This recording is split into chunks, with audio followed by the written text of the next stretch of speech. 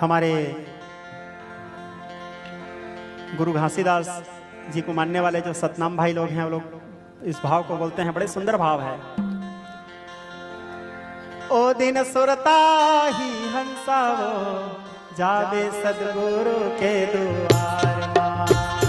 ओ दिन सुरता ही हंसा वो जावे सदगुरु के द्वार मां। ओ दिन सुरता ही हंसा वो जावे सदगुरु के द्वार मां। ओ दिन सुरता ही हंसा वो जावे सदगुरु के द्वार मां। जिंदगी भर के जस अप जस लाने